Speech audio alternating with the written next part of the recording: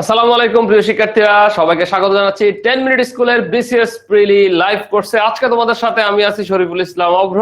তোমরা সবাই কেমন আছো, শুনতে পাচ্ছ কিনা একটু ক্লাসের শুরুতে জানিয়ে দাও। সবকিছু ক্লিয়ার আছে কিনা, স্পষ্ট আছে কিনা একটু সবাই একটু শেয়ার করো কাইন্ডলি। সবকিছু ঠিক আছে কিনা, শুনতে পাচ্ছ কিনা, কোনো জায়গায় কোনো প্রবলেম আছে কিনা একটু কাইন্ডলি কমেন্ট করে জানাও। সবকিছু ওকে আছে কিনা।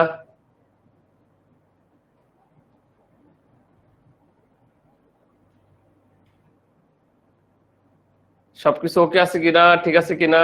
ইকবাল, ওয়ালাইকুম সালাম। ইকবাল, তুমি কেমন আছো? বরাবরের মতোই তুমি সবার আগে কমেন্ট করছো। কেমন আছো ইকবাল? আছি আমি ভালো ভাইয়া। পড়াশোনা কেমন চলতেছে সবার? বাকিদের বাসায় তো পড়াশোনা, পরীক্ষা তো খুব নিকটে, আমরা জানি ঈদের পরপরই এক্সাম, সো সময়ও খুবই কম। সো প্রবাবলি এই মাসে এটাই আমার লাস্ট ক্লাস তোমাদের সাথে। সো হোপসো হয়তো আবারও দেখা হবে ইনশাআল্লাহ। বাসায় খুব ভালোভাবে পড়বা, যে জিনিসগুলো রেকর্ড ক্লাস নিয়েছি রেকর্ডগুলো, সেই রেকর্ডগুলো দেখার চেষ্টা করো।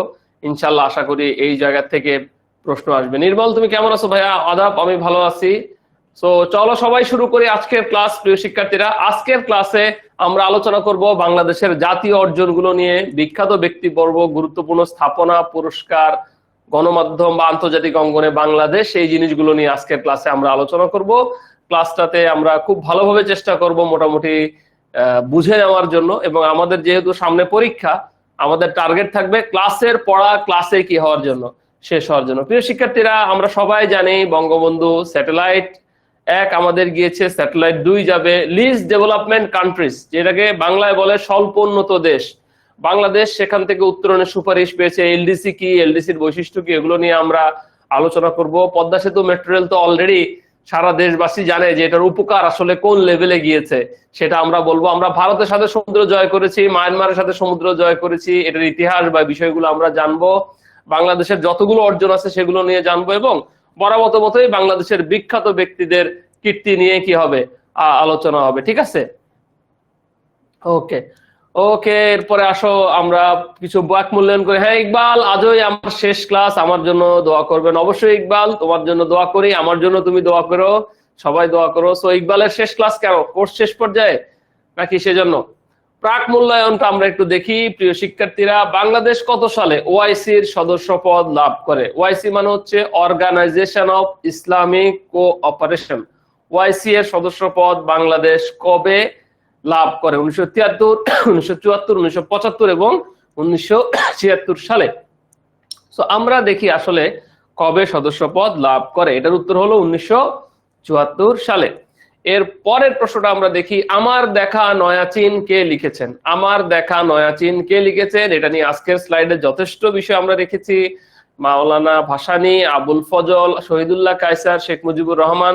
প্রিয় শিক্ষার্থীরা, আমরা জানি আমাদের শেখ মুজিবুর রহমান 3টা বই লিখেছেন, কারাগারের রোজনামচা, আমার দেখা নয়া চীন, এবং আরেকটা কি বলতো? একটা কারাগারের রোজনামচা, একটা আমার দেখা নয়া চীন, আর কি বলতো? আরেকটা তোমরা বলতো। অসমাপ্ত আত্মজীবনী। ঠিক আছে, ওকে ওকে, ঠিক আছে, ওকে। সো শেখ মুজিবুর রহমান, শেখ মুজিবুর রহমান। আচ্ছা, এরপরে দেখো, চীন থেকে ক্রয়কৃত বাংলাদেশের নৌ বাহিনীর ডুবোজাহাজ দুটি নিম্নোক্ত কোন শ্রেণীর? কোন শ্রেণীর? Kilo class, Ming class, dolphin class, Shang class. তুমি বলতে পারো যে ভাইয়া এই ক্লাসগুলো আসলে কি? এই ক্লাসগুলো হচ্ছে সাবমেরিনটা কোন ক্যাটাগরির, সেই ক্যাটাগরির। সো এটাকে সবাই জানো, এটাকে মিং ক্লাস বলে। এবং আমাদের সাবমেরিন হলো 2টা, একটা হলো জয়যাত্রা, আরেকটা হলো কি নবযাত্রা। একটা হলো জয়যাত্রা, আরেকটা হচ্ছে নবযাত্রা। এবং আরেকটা গুরুত্বপূর্ণ বিষয় যেটা, সেটা হলো এই যে জয়যাত্রা বা নবযাত্রার কথা আমরা বলছি, এই দুটো বিএনএস শেখ হাসিনা ঘাঁটিতে কি করা হয়, রাখা হয়। তার মানে সাবমেরিন রাখার ঘাঁটি কোনটা? BNS Sheikh Hasina. Inclusive development index, যেটাকে আইডিআই বলে, এটার পূর্ণরূপ কিন্তু পরীক্ষা আসে। আইডিআই এর পূর্ণরূপ ইনক্লুসিভ ডেভেলপমেন্ট ইন্ডেক্স, এর ভিত্তিতে দক্ষিণ এশিয়ায় বাংলাদেশের স্থান কত? 2য় স্থান। আইডিআই এর ভিত্তিতে দক্ষিণ এশিয়ায় বাংলাদেশের স্থান হলো 2য় স্থান। এরপরে আমরা দেখি অ্যালায়েন্স, যে দেশভিত্তিক গার্মেন্টস ব্র্যান্ডগুলোর সংগঠন। অ্যালায়েন্স যে দেশভিত্তিক গার্মেন্টস ব্র্যান্ডগুলোর সংগঠন। অপশনে আছে যুক্তরাজ্যের, অপশনে আছে যুক্তরাষ্ট্রের, অপশনে আছে কানাডার, অপশন আছে ইউরোপীয় ইউনিয়নের। এটা মোস্ট কমন একটা প্রশ্ন, অনেকবার প্রশ্নটা পরীক্ষা এসছে আমার প্রিয় শিক্ষার্থীরা। এই প্রশ্নটা 40তম বিসিএস ছাড়াও আমরা দেখি 11 থেকে 20তম গ্রেডের যে এক্সাম গুলো আছে সেখানে এসছে। এটার উত্তরটা কি হবে আমার প্রিয় শিক্ষার্থীরা? এটার উত্তরটা হবে হলো যুক্তরাষ্ট্র, রাইট? ও এক্স্যাক্টলি। এরপরে আমরা দেখি বাংলাদেশের জাতীয় অর্জন নিয়ে। এখন আমরা আলোচনা করব বাংলাদেশের জাতীয় অর্জন নিয়ে। তোমাদের অনেকে সঠিক উত্তর দিয়েছো, তোমাদের সবাইকে থ্যাংক ইউ, ভেরি গুড। অনেকে সঠিক উত্তর দেওয়ার জন্য। বঙ্গবন্ধু স্যাটেলাইট 1, প্রিয় শিক্ষার্থীরা, বিশ্বের 57টা দেশ স্যাটেলাইট উত্তোলন করে, তার মধ্যে বাংলাদেশ একটা, এবং আমরা যুক্তরাষ্ট্রের কেনেডি স্পেস সেন্টার থেকে আমরা বঙ্গবন্ধু স্যাটেলাইট 1টা উৎক্ষেপণ করি, 2টা উৎক্ষেপণ করবো আমরা রাশিয়া থেকে। যেহেতু যুক্তরাষ্ট্র থেকে করি, সেখানে আমাদেরকে একটা জিনিস মনে রাখতে হবে যে উৎক্ষেপণের তারিখ ছিল 2018 সালের 12ই মে, অর্থাৎ আজকে থেকে অলমোস্ট 6 বছরের কাছাকাছি আগে আমাদের এটা উত্তোলন হয়েছিল, ঠিক আছে? এবং আরেকটা বিষয় হচ্ছে তোমাদেরকে বলি, সেটা হলো স্যাটেলাইটটার মেয়াদ কত? স্যাটেলাইটটার মেয়াদ হচ্ছে 15 বছর, অর্থাৎ 2033 সালে এই স্যাটেলাইটটার মেয়াদ শেষ হবে। এটা কিন্তু পরীক্ষা আসে, কত সালে স্যাটেলাইটের মেয়াদ শেষ হবে, কত সালে স্যাটেলাইটের মেয়াদ শেষ হবে যদি আমরা বলি, তাহলে আমরা বলবো 2000 কত সালে? 2033 সালে স্যাটেলাইটটার মেয়াদ কি হবে? শেষ হবে। এই জিনিসটা একটু মাথায় রাখবা, এগুলো হলো ক্রিটিক্যাল প্রশ্ন, কারণ আমরা সবসময় জানি 15 বছর পরে শুরু হবে। সো এটা 33 সালে আবার কি করতে হয়? শুরু হয়, ঠিক আছে? স্যাটেলাইটটা কি অ্যাটমসফিয়ারের ভেতর থাকে নাকি বাইরে? অ্যাটমসফিয়ারের বাইরে থাকে। ওকে, বাংলাদেশের ভূ-উপগ্রহ নিয়ন্ত্রণ কেন্দ্র হলো বেতবুনিয়া, রাঙ্গামাটি ও জয়দেবপুর, গাজীপুর। এই দুইটা জায়গা থেকে হলো তোমার স্যাটেলাইট নিয়ন্ত্রিত হয়, এই দুইটা জায়গা থেকে স্যাটেলাইটটা নিয়ন্ত্রিত হয়। ক্লিয়ার কিনা? ওকে। এলডিসি, যেটাকে অলরেডি আমি বলেছি, যেটাকে লিস্ট ডেভেলপমেন্ট কান্ট্রিজ বলা হয়। প্রিয় শিক্ষার্থীরা, যে দেশগুলো দরিদ্রপূর্ণ দেশ, সেই দরিদ্রপূর্ণ দেশগুলো থেকে উত্তরণের সুপারিশ করে হচ্ছে বাংলাদেশকে, অর্থাৎ জাতিসংঘ তার এলডিসি লিস্ট ডেভেলপমেন্ট কান্ট্রিজ করে, যেখানে সে সুপারিশ করে যে বাংলাদেশকে 2018 সালে এবং 2021 সালে একটা বৈঠক হয়, যে বৈঠকটাকে বলা হয় সিপিডির 23তম বৈঠক, যেখানে বাংলাদেশ থেকে স্বল্প আয়ের দেশ থেকে মধ্যম আয়ের দেশে উন্নতি করার কথা বলা হয়। এটা জাতিসংঘ করে, এটাকে লিস্ট ডেভেলপমেন্ট কান্ট্রিজ বলে। জাতিসংঘ কেন করে? কারণ জাতিসংঘ দেখে বিশ্বের অনেকগুলো দেশ আছে, যেই দেশগুলো সম্পূর্ণরূপে হচ্ছে অনেক গরিব দেশ, এই দেশগুলোকে যদি কোনো সাপোর্ট দেওয়া হয়, সেটা হচ্ছে কনসালটেন্সি করে হোক, সেটা হচ্ছে বিজনেসের ক্ষেত্রে হোক, সেটা হচ্ছে লোন দিয়ে হোক, এই দেশগুলো উঠে আসবে। সেই জন্য জাতিসংঘ একটা লিস্ট ডেভেলপমেন্ট কান্ট্রিজ করে, সেখানে বাংলাদেশও কি অন্যতম ছিল। এবং 2021 সালে বাংলাদেশের সাথে আমরা দেখতে পাই নেপাল এবং লাওস, এই দুটো দেশ হচ্ছে তোমার সুপারিশ পায়, বাট মায়ানমার সুপারিশ পায় নাই। মায়ানমারও একটা স্বল্পোন্নত দেশ, বাট এখানে একটা বিষয় বলে রাখা ভালো যে 2024 সাল পর্যন্ত মায়ানমারের তা স্থগিত করা হয়েছে। এটা জাস্ট জানার জন্য দিলাম আমরা, এটা আমরা জাস্ট জানার জন্য দিলাম। 2021 সালের জাতিসংঘের 76তম অধিবেশনের সভায় বাংলাদেশ থেকে স্বল্পোন্নত দেশ থেকে উত্তরণের অনুমতি দেওয়া হয়। তার মানে বাংলাদেশের কততম বৈঠকে উত্তরণের সুপারিশ দেয়? 76তম বৈঠকে, ঠিক আছে? এটা আমরা একটু মাথায় রাখবো। আচ্ছা, ভানুয়াতু সর্বশেষ 4 ডিসেম্বর 2020 সালে এলডিসি থেকে বের করা হয়। বর্তমানে এলডিসির সদস্য সংখ্যা 45, এটা হচ্ছে মোস্ট আপডেটেড তথ্য। অনেক বইতে 46 আছে, 45 দিবা, ঠিক আছে? এলডিসি থেকে এলডিসির বর্তমান সদস্য হচ্ছে কয়টা? 45। আচ্ছা, 2024 সালে বাংলাদেশ আসলে সত্য কথা বলতে যে উন্নয়নশীল দেশে পদার্পণ করার কথা ছিল, বাট মাঝখানে আমরা জানি কোভিড এর কারণে সারা পৃথিবীব্যাপী একটা হিউজ পরিমাণ একটা স্ট্রেস গিয়েছে, মানুষের ফিনান্সিয়াল ক্রাইসিস গিয়েছে। সো এই ফিনান্সিয়াল ক্রাইসিসের কারণে বাংলাদেশ আরো বাড়তি 2 বছর সময় চেয়ে আবেদন করে, এবং আমরা জানি 2026 সালে বাংলাদেশ স্বল্পোন্নত দেশ থেকে কি হবে? বের হবে। একই দিনে লাওস এবং নেপাল, এই দুটো দেশে বের হবে। তার মানে বাংলাদেশের মেয়াদটা এক্সটেন্ড করছে কেন, এটা যদি আমাদের কোনো ভাইভাতে জিজ্ঞেস করে, হোপসো আমরা বলতে পারবো যে 2024 সালে ছিল আমাদের বের হওয়ার ডেট এলডিসি থেকে, স্বল্পোন্নত দেশ থেকে আমরা উন্নত দেশ হব। বাট যেহেতু কোভিড এর কারণে পৃথিবীব্যাপী ইকোনমিক কন্ডিশন অত্যন্ত খারাপ হয়ে গেছে, সো এই কারণে আমরা আরো 2 বছর বাড়তি সময় নিয়েছি, 2026 সালে আমরা কি হব, বের হব। এলডিসি থেকে উত্তরণের জন্য বাংলাদেশের আরো একটা বিষয়, যারা তোমরা বলো যে ভাইয়া আমরা তো জানি যে স্বল্পোন্নত দেশ থেকে যখন কেউ বের হয়ে যায় তখন তার শুল্ক মুক্ত বা ফিনান্সিয়াল অন্য দেশগুলোতে বাণিজ্যের ক্ষেত্রে বেনিফিট বন্ধ হয়ে যায়। তবে এখানে আমাদের জন্য একটা বড় সুযোগ হলো আজকে থেকে আরো 5 বছর 2029 সাল পর্যন্ত ইউরোপীয় ইউনিয়নে এবং আমেরিকাতে আমরা বাণিজ্য সুবিধা পাবো। ঠিক আছে, সো 2029 সাল পর্যন্ত ইউরোপীয় ইউনিয়নে এবং 2027 সাল পর্যন্ত আমরা আমেরিকাতে বাণিজ্য সুবিধা পাবো। তার মানে আমরা 2024 সালে যে বের হওয়ার কথা ছিল এটা আমরা বের হচ্ছি 2026 সালে। তাই ইকোনমিক কন্ডিশন খারাপ ছিল কোভিড এর এই কারণে, বাট এরপরে আমরা যে বাণিজ্য সুবিধাটা, প্রেজেন্ট বাণিজ্য সুবিধাটা আমাদের ইউরোপীয় ইউনিয়নের সাথে আছে প্লাস আমেরিকার সাথে আছে, দুটোতেই আমরা পাবো। আমেরিকার সাথে 2027 সাল পর্যন্ত এবং ইউরোপ যুক্তরাজ্যের সাথে 2029 সালে পাবো আর কি। ঠিক আছে, এখানে একটা বিষয় তোমাদেরকে বলে রাখি যে এলডিসি থেকে উত্তরণে সবচেয়ে বেশি শুল্ক আরোপ করবে কানাডা। কানাডাও বলছে তাদের দেশে যখনই আমরা, শুধু আমরা না, এটা ওয়ার্ল্ডের যে কোনো দেশ যখন এলডিসি থেকে বের হয় তখন সবচেয়ে বেশি শুল্ক দেয় হচ্ছে কানাডা, সে প্রায় 18% শুল্ক নেয়। ইকবাল বলছে নিবন্ধন সম্পর্কে একটু সাজেশন দেন, 15 তারিখ আমার পরীক্ষা আছে। ওকে, ক্লাসের শেষে একটু বলে দিব নিবন্ধন নিয়ে।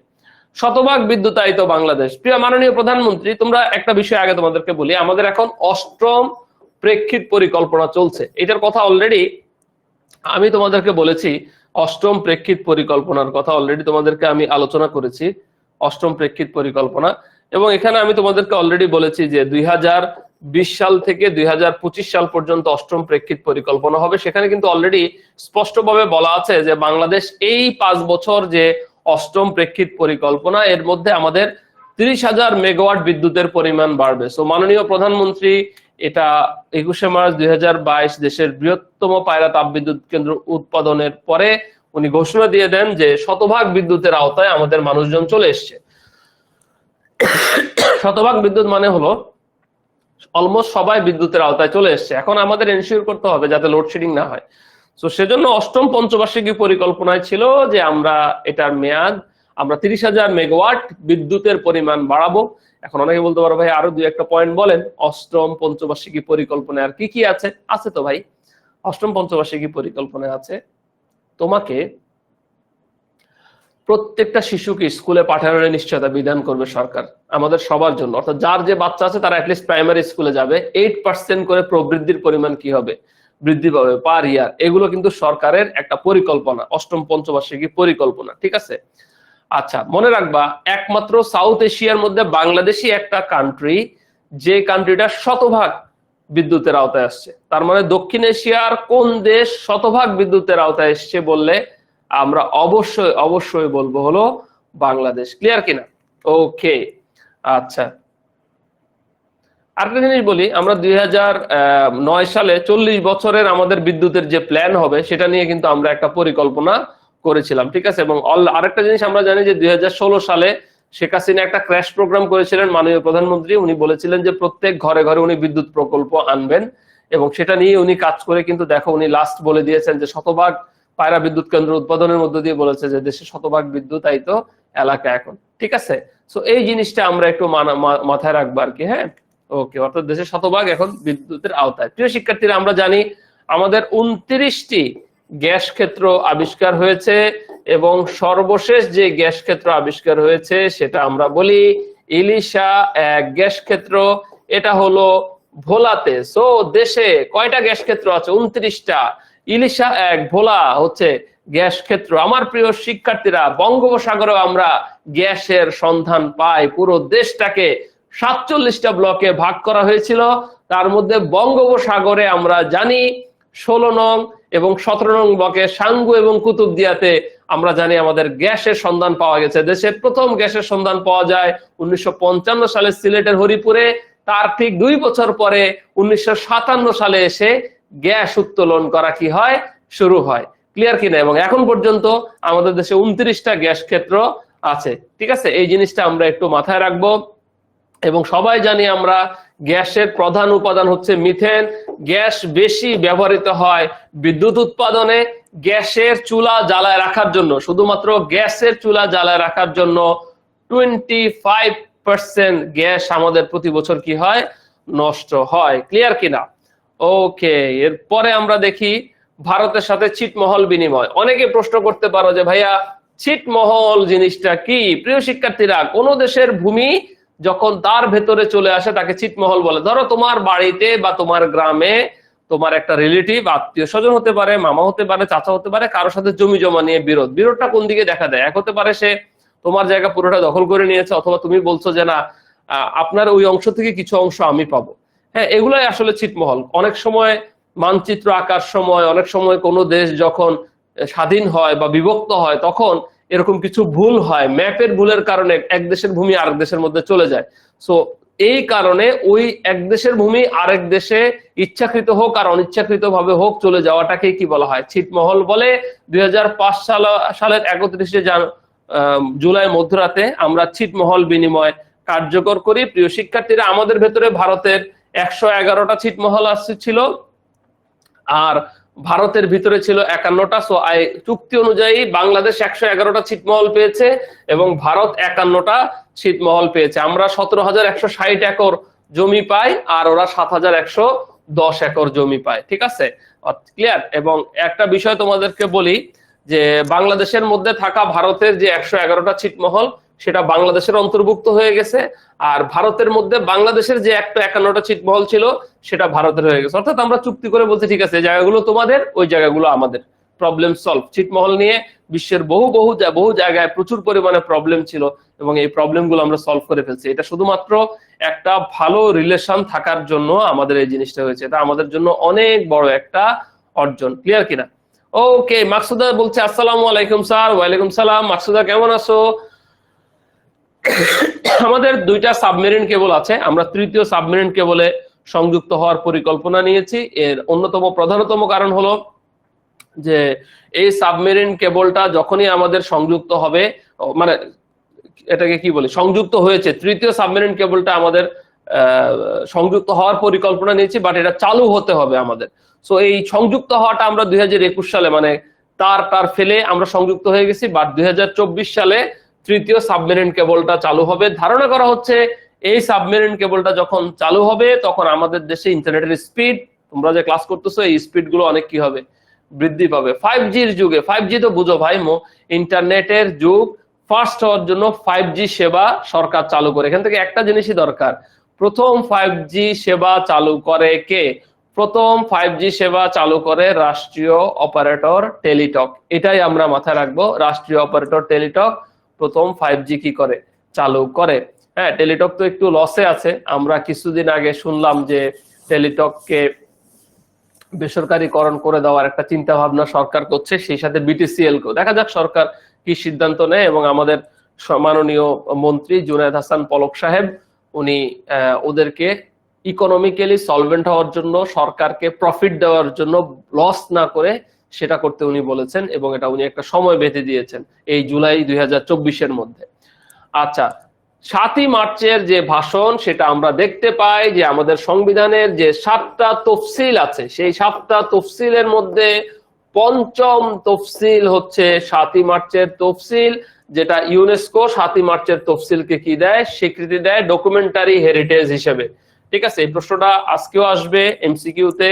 7ই মার্চের ভাষণকে ডকুমেন্টারি হিসেবে স্বীকৃতি দেয় কে? আমরা অবশ্যই বলবো ইউনেস্কো। এবং আমরা জানি এই স্বীকৃতিটা তারা 30 অক্টোবর 2017 সালে দেয়। ঠিক আছে, এবং তারা শুধুমাত্র আমাদের ভাষণটা না, আরো 77টা যে গুরুত্বপূর্ণ নথি আছে সেই নথিগুলোকেও তারা একসাথে কি দেয়, স্বীকৃতি দেয়। প্রিয় শিক্ষার্থীরা, this is a very important things, international tribunal for the law of the sea, যেটাকে ইটসল বলা হয়। ঠিক আছে, আমরা জানি এই যে ইন্ডিয়া, বাংলাদেশ, মায়ানমার, এই 3টা দেশের সাথে আমাদের সমুদ্র নিয়ে প্রবলেম আছে এবং সেই সমুদ্রে নিয়ে যারা কাজ করে, মামলা পরিচালনা করলে, মামলা নিষ্পত্তিতে যে প্রতিষ্ঠান কাজ করে সেটাকে international tribunal of the law of the sea বলা হয়, ইটসল। তারা আমাদের পক্ষে রায় দেয় এবং মিয়ানমারের বিরুদ্ধে রায় দেয় 2012 সালে। আজকে থেকে 12 বছর আগে, এক যুগ আগে আমাদের এই রায় হয়। সেখানে দেয় যে আমাদের বাংলাদেশ প্রায় হচ্ছে 1,00,000 বর্গ কিলোমিটারের উপরে আমাদের মধ্যে মায়ানমার থেকে পাবে 1,11,000 মতো, আর ভারত 25,000-এর মধ্যে ভারতের থেকে আমরা 19,000 বর্গ কিলোমিটার পাবো সমুদ্র সীমা এটা। এবং ভারতের সাথে PCA permanent court of arbitration তারা রায় দেয় আমাদের সাথে, ঠিক আছে।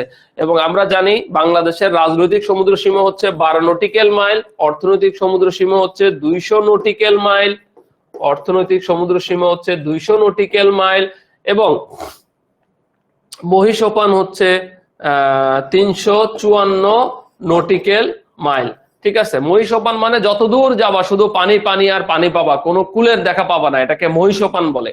আর নটিক্যাল বলতে আমরা কি বুঝি? প্রিয় শিক্ষার্থীরা, এই প্রশ্নটা আমরা দেখলাম যে কয়দিন আগেও প্রাইমারি পরীক্ষায় এই প্রশ্নটা আসছে। 1 নটিক্যাল সমান 1.853 কিলোমিটার, অর্থাৎ আমরা রাস্তা মাপি কিলোমিটারে আর সমুদ্রটাকে আমরা নটিক্যালে বলি। আমার প্রিয় শিক্ষার্থীরা, প্রাণ প্রিয় শিক্ষার্থীরা, একটা বিষয় বলে রাখি তোমাদেরকে, এই প্রশ্নটা কিন্তু বিসিএস এ আসাও একটা প্রশ্ন। 1 নটিক্যাল সমান 1.853 কিলোমিটার। অনেক বইতে 2 কিলোমিটার আছে, ওটা কোনো সমস্যা না, ওটা কোনো ভুল না। অপশনে 2, 3, দুইটা লাস্টে যেতে থাকে 3 দিও। হ্যাঁ, 12 নটিক্যাল মাইল মানে হচ্ছে ধরো এখান থেকে এতটুকু পর্যন্ত, এটাকে হলো 12 নটিক্যাল মাইল। কোন দেশের জাহাজ ঢুকতে গেলে বেরোতে গেলে আমাদের অনুমতি লাগবে। এখানকার তেল গ্যাস যা আছে সব আমাদের, আমরা এখানে রাজনৈতিক মহড়া চালাইতে পারবো, আমরা এখানে আমাদের সেনা, আমাদের নৌবাহিনী এখানে সামরিক মহড়া চালাইতে পারবে, এটাকে রাজনৈতিক সমুদ্র সীমা বলে, ঠিক আছে। আর অর্থনৈতিক সমুদ্র সীমা কি? অর্থনৈতিক সমুদ্র সীমা হচ্ছে এর পরের 200 নটিক্যাল মাইল। এখান থেকে শুধুমাত্র অর্থ রিলেটেড বিষয়গুলোর মালিকানা আমাদের হবে, তেল গ্যাস মাছ এগুলো সবকিছুর আমরা মালিকানা হব। কেউ যদি এখানে মুভমেন্ট করে তুমি বাধা দিবা না, কিন্তু কেউ যদি তেল গ্যাস অনুসন্ধান করে, এখানে যদি মাছ ধরতে আসে, তাহলে তুমি তাকে বাধা দিতে পারবা।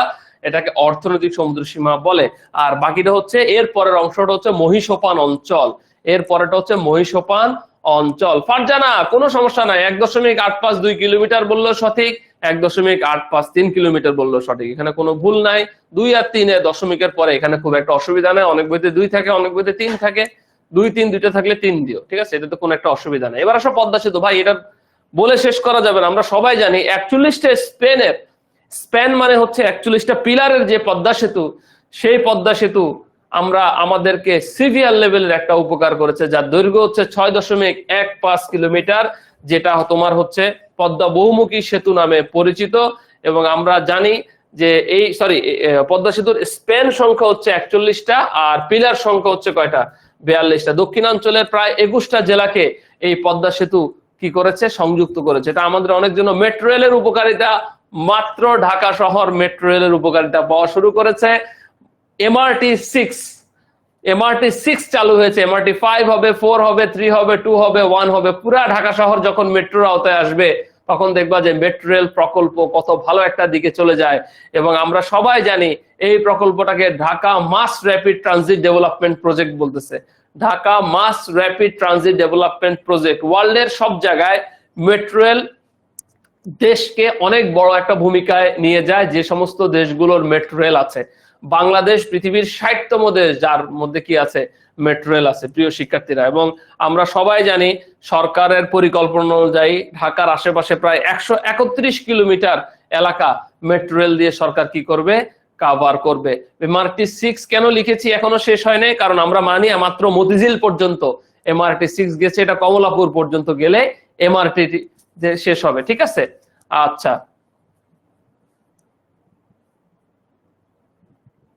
আচ্ছা, খুব সুন্দর একটা প্রশ্ন করছে শেখ নিশাদ জাহান। বলছে ভাইয়া মহিষোপান বলতে যদি কোনো কুল নাই বুঝায়, তাহলে সেটা 354 নটিক্যাল মাইল মাপলো কিভাবে? এটা একটা বেস ধরে নিছে যে এরপরে তুমি 354 পর্যন্ত তোমার, এরপরেটা হয়তো অন্য কোনো রাষ্ট্র, তার সাথে যদি ওই সাইডে কোনো কানেকশন থাকে ওই রকম, এটা একটা বেস ধরে নিছে। এখানে মাপামাপির কিছু নেই। এটাকে যদি তুমি জটিল করে চিন্তা করো, তাহলে তোমার এটা মাথার উপর দিয়ে যাবে। আমি বলবো এটাকে খুব সহজ করে চিন্তা করো, ভেরি সিম্পল। 12 নটিক্যাল, 200 নটিক্যাল, তারপরে 354, এটা বেস ধরে নিছে 354 আপনি পাবেন, ঠিক আছে।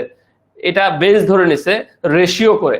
সো এটাকে আসলে এরপরে যে ভাইয়া আর কি, তুমি এরপরে আরো ধরো আরো 5000 কিলোমিটার আছে, নটিক্যাল মাইল আছে, সো দরকার নাই, অত দূর ওরা যায় নাই, ঠিক আছে।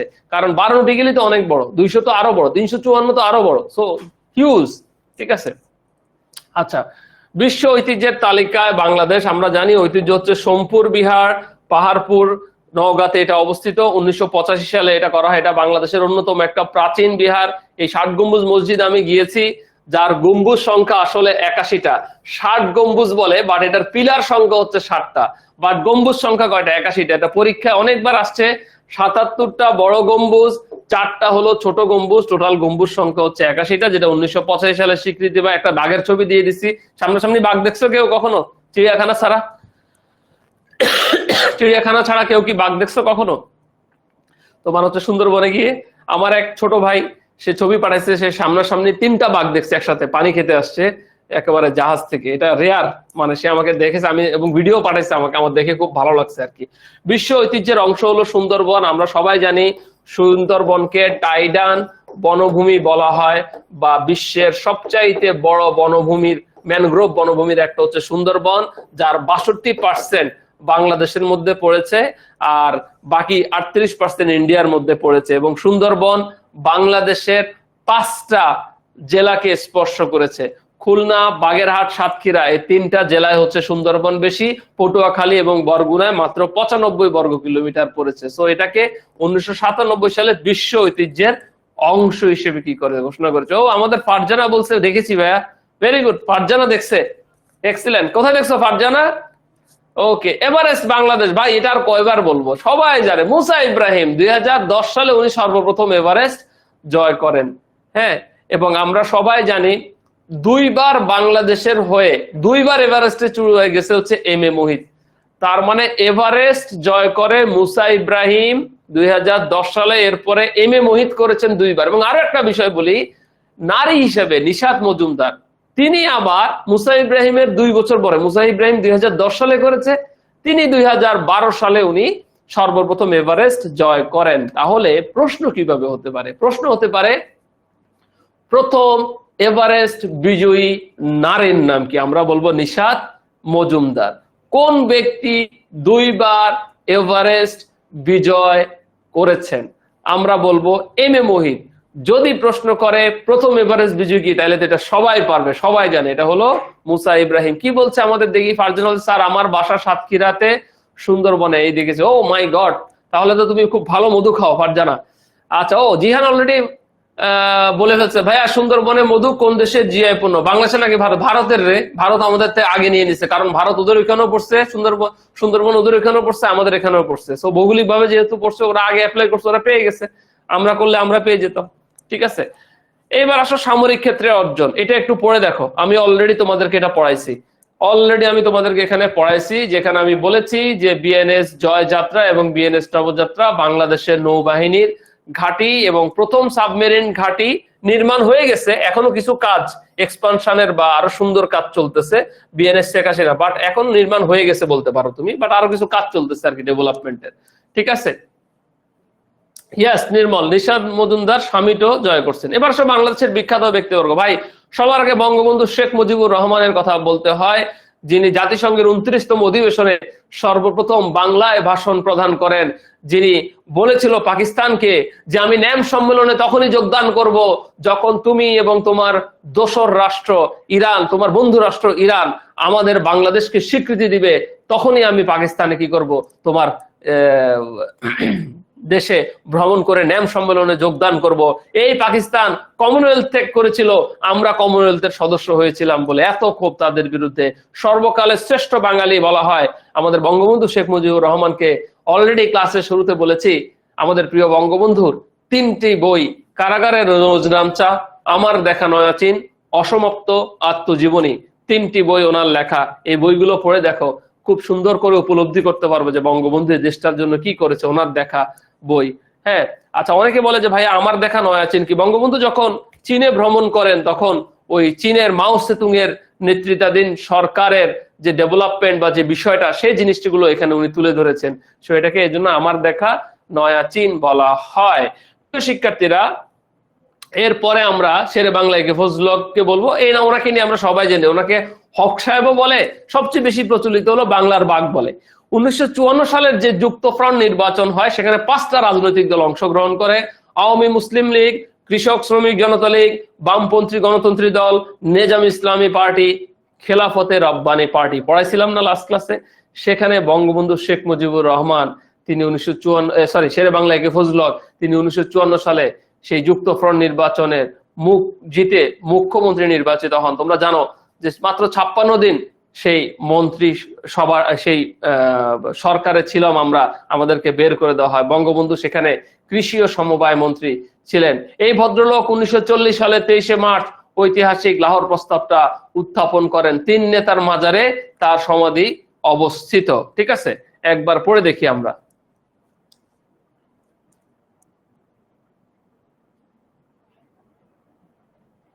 মারিয়ানা ট্রেঞ্চের আসলে গভীরতা আনুমানিক, এটার সঠিক গভীরতা এখনো কোথাও পাওয়া যায় নাই।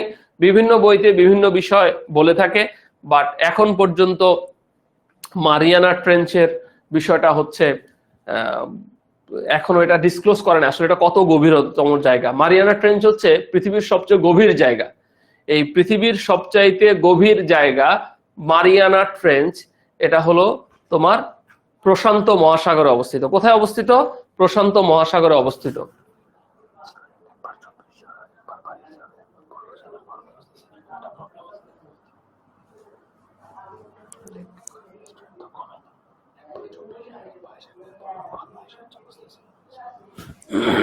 ঠিক আছে, ওকে। এরপরে হোসেন শহীদ সোহরাওয়ার্দী, তিনি কলকাতা পৌরসভার ডেপুটি মেয়র নির্বাচিত হন। 1955 থেকে 1956 সাল পর্যন্ত পাকিস্তানের আইনসভায় বিরোধী দলীয় নেতা ছিলেন তিনি। একটু পড়ে দেখি, একবার আমরা পড়ে দেখি। তোমাদের সবকিছু ঠিক আছে না কোনো প্রবলেম হচ্ছে বলো তো আমাকে? সবার সবকিছু ওকে আছে কিনা বা কোনো প্রবলেম হচ্ছে কিনা কাইন্ডলি একটু জানাও। এভরিথিং ওকে আছে কিনা, সবকিছু ঠিক আছে কিনা?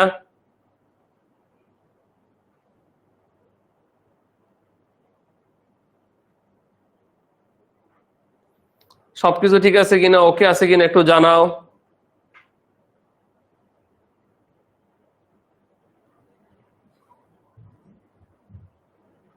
কোনো প্রবলেম আছে কিনা, সবকিছু ওকে আছে কিনা? একটু কোনো প্রবলেম হচ্ছে কিনা দেখো, বলো তো আমাকে।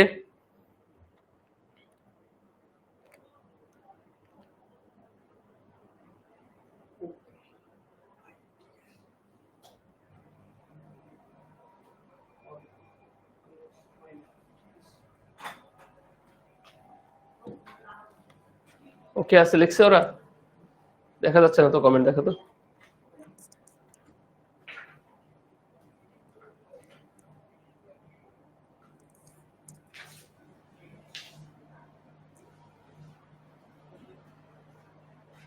তাজউদ্দিন আহমেদ দেখো, তিনি বাংলাদেশের প্রথম প্রধানমন্ত্রী ছিলেন এবং দেশ স্বাধীন হওয়ার পরে প্রথম অর্থমন্ত্রী ছিলেন।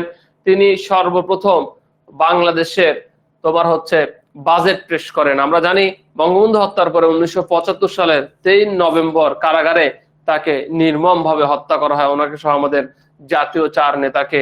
আমরা জানি ঐতিহাসিক একটা সম্মেলন করেন আমাদের মাওলানা ভাসানী, সবাই ওনার নাম জানে, সমগ্র বাঙালি ওনার নাম জানে। মাওলানা ভাসানী এবং এই হোসেন শহীদ সোহরাওয়ার্দীর প্রতিষ্ঠায় আওয়ামী মুসলিম লীগ গঠিত হয়। 1957 সালে উনি কাকমারি সম্মেলন করেন। কাকমারি সম্মেলন সান্তোষ টাঙ্গাইলে কাকমারি সম্মেলন হয়। এই কাকমারি সম্মেলনটা 1957 সালে হয়। এটা আমাদের জন্য খুবই খুবই খুবই গুরুত্বপূর্ণ একটা সম্মেলন। তোমরা বলতে পারো আমার প্রিয় শিক্ষার্থীরা যে কেন ভাইয়া এটা আমাদের জন্য এত গুরুত্বপূর্ণ একটা সম্মেলন? এর অন্যতম প্রধানতম কারণ হচ্ছে যে এই সম্মেলন থেকেই প্রথম বাংলাকে রাষ্ট্রভাষা, বাংলাদেশ দেশটা যে আলাদা হবে, আলাদা একটা যে আমরা রাষ্ট্র হব, সেটা এখানে কি করা হয়? ইঙ্গিত দেওয়া হয়। সো বাংলাদেশ যে আলাদা হবে সেটা ইঙ্গিত দেয় কে?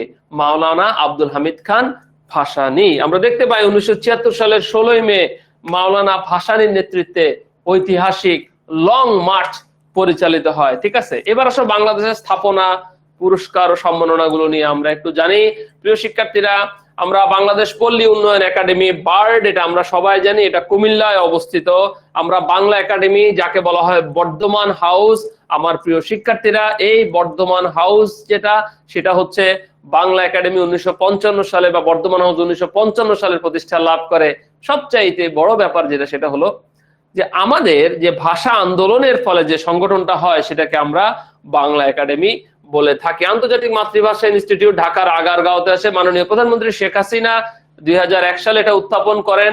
কফি আনানের উপস্থিতিতে বাংলাদেশ শিশু একাডেমি, এটা হচ্ছে তোমার দোয়েল চত্বরে অবস্থিত চারুকলা ইনস্টিটিউট, এই চারুকলা ইনস্টিটিউট এটা প্রতিষ্ঠা করেন, এটার নাম আগে ঢাকা আর্ট কলেজ ছিল, শিল্পাচার্য জয়নুল আবেদিন চারুকলা ইনস্টিটিউট প্রতিষ্ঠা করেন এবং শিল্পাচার্য জয়নুল আবেদিন কিন্তু আমরা সবাই জানি লোক কারুশিল্প জাদুঘর উনি তৈরি করেন। আর একটা হচ্ছে দুর্নীতি দমন কমিশন। প্রিয় শিক্ষার্থীরা, যাদের একটা কনফিউশন আছে যে ভাইয়া বাংলাদেশের স্বাধীনতা যুদ্ধ অবদানের জন্য কয় শ্রেষ্ঠ পুরস্কার দেওয়া হয়, প্রিয় শিক্ষার্থীরা বঙ্গবন্ধুর যে খুনি আছে সেই খুনিদের 2021 সালে খেতাব বাতিল করা হয়। 4 খুনির আগে 676 জন ছিল, বঙ্গবন্ধুর খুনি ওনাদের খেতাব বাতিল করার পরে এখন খেতাব হচ্ছে 672। আমরা জানি 20 শ্রেষ্ঠ যারা শহীদ হন সর্বোচ্চ সেটাদেরকে 20 শ্রেষ্ঠ বলা হয়। বঙ্গবন্ধুর একজন বীরুত্তম ছিল, খুনিদের নাম আমি নিতে চাই না, তার মধ্যে একজন বাদ গেলে 67 জন বীরুত্তমের সংখ্যা। বীর বিক্রমের সংখ্যা কত রে ভাইয়া? 174 জন, বীর প্রতীক 426, মোট হচ্ছে 672। আমরা একবার দেখে নেই মোট হচ্ছে কত? 672। ক্লিয়ার কিনা? মোট হচ্ছে 672।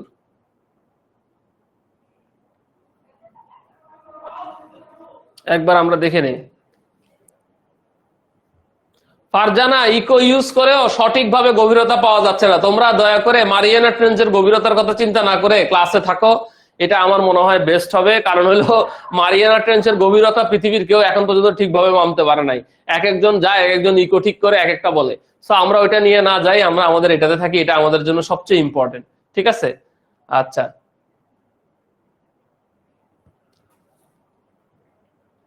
বাংলাদেশের পুরস্কার ও সম্মাননা, এটা একটু পড়ে দেখো, জাস্ট এটা একটু রিডিং পড়ে দেখো নিজেরা।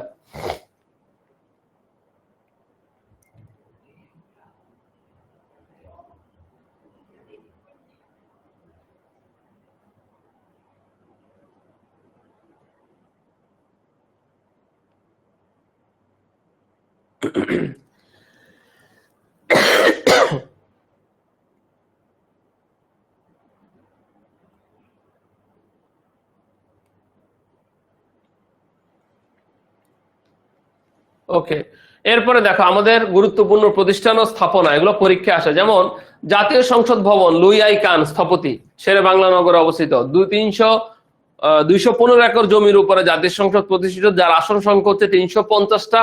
50টা হচ্ছে সংরক্ষিত নারী আসন, আর 300টা আসনে কি হয়? নির্বাচন হয়। হযরত শাহজালাল আন্তর্জাতিক বিমানবন্দরের স্থপতি হলো লারোস, যেটা কুর্মিটোলা ঢাকায় অবস্থিত। এবং আরেকটা জিনিস হচ্ছে কমলাপুর। এখান থেকে ইম্পর্টেন্ট গুলো ভাইয়া দেখাই দিই, যেটা যেটা ইম্পর্টেন্ট সেটা একটু ভালো করে দেখে নিও ভাইয়া, রেকর্ডটা পরে দেখে। যেমন জাতীয় সংসদ ভবনটা খুব ইম্পর্টেন্ট আমাদের জন্য, হযরত শাহজালাল আন্তর্জাতিক বিমানবন্দরটা ইম্পর্টেন্ট, কেন্দ্রীয় শহীদ মিনার ইম্পর্টেন্ট, আর হচ্ছে কমলাপুর রেল স্টেশন, বই। এই 4টা একটু বেশি আসে পরীক্ষায়, এই 4টা পরীক্ষায় একটু বেশি আসে। এই 4টা আমরা একবার দেখে নিই।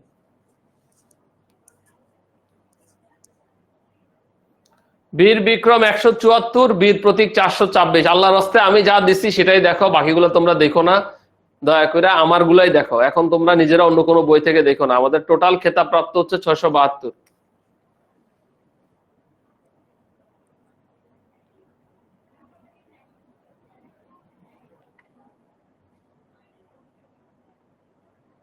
আচ্ছা, এরপরে দেখো অপরাজেয় বাংলা, সৈয়দ আব্দুল্লাহ খালিদ স্থপতি।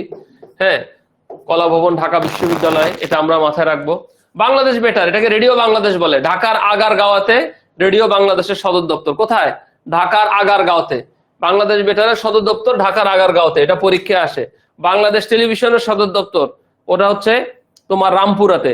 আমাদের 2টা টেলিভিশন আছে, একটা পূর্ণাঙ্গ টিভি আছে, একটা ঢাকা আর একটা হচ্ছে কি চট্টগ্রাম। ঠিক আছে? বিডি নিউজ হচ্ছে বাংলাদেশের প্রথম বেসরকারি ইন্টারনেট ভিত্তিক কি সংস্থার নাম। এবার আছে আন্তর্জাতিক অঙ্গনে বাংলাদেশ, এগুলো মোটামুটি আমরা সবাই জানি। বাংলাদেশকে প্রথম যে দেশটা স্বীকৃতি দেয়, এটা একটু উল্টাপাল্টা হয়ে গেছে, বাংলাদেশকে প্রথম স্বীকৃতি দেয় হলো ভুটান এবং দ্বিতীয় স্বীকৃতি দেয় হচ্ছে ভারত। সো বাংলাদেশকে কোন দেশ প্রথম স্বীকৃতি দেয় বললে আমরা ভুটান বলবো, দ্বিতীয় বলবো ভারত। দুইটা একই ডেটে দেয়, 6 ডিসেম্বর 1971 সালে স্বীকৃতি দেয়, কিন্তু এক তারাবার্তার মাধ্যমে ভুটান আগে দেয় বলে এটা এখন সরকারিভাবে ঠিক করে দিছে। সো প্রথম স্বীকৃতি দানকারী দেশ ভুটান, দ্বিতীয় স্বীকৃতি দানকারী দেশ হচ্ছে ভারত। এগুলো তোমরা মোটামুটি দেখে নিও, তোমাদের বইতে বা শীটে দেওয়া আছে, এগুলো মুখস্থ করা ছাড়া উপায় না। যেমন আফ্রিকার প্রথম দেশ হিসেবে সুদান দেয়, বাংলাদেশকে আরব দেশগুলোর মধ্যে প্রথম ইরাকে স্বীকৃতি দেয়। ক্লিয়ার কিনা? ঠিক আছে, এটা আমরা মাথায় রাখবো। তারপরে জাতিসংঘ সাধারণ পরিষদের প্রথম বাংলাদেশি স্থায়ী প্রথম সভাপতি হুমায়ুন রশিদ চৌধুরী, বর্তমান স্থায়ী প্রতিনিধিকে, এটা আমি অলরেডি লেখাইছি তোমাদেরকে, আব্দুল্লাহ মুহিত, এটা অলরেডি তোমাদেরকে লেখাইছি আগের ক্লাসগুলোতে, ঠিক আছে। বাংলাদেশ কমনওয়েলথে যোগদানের প্রতিবাদে কোন দেশ কমনওয়েলথ ত্যাগ করেছিল, আজকেই বলছি পাকিস্তান। বাংলাদেশ কমনওয়েলথের কততম সদস্য, 32তম সদস্য। এগুলো মোটামুটি আমি তোমাদেরকে বলেছি। ফোবানা কি? ফোবানা হচ্ছে, এটা খুব সিম্পল, আমেরিকায় যারা বসবাস করে সেই সমস্ত বাংলাদেশিদের একটা সংগঠন, যেটা একটা বেসরকারি সংগঠন, যেটা হচ্ছে প্রবাসীদের উন্নয়নে, প্রবাসীদের অধিকার আদায়ে যারা কাজ করে।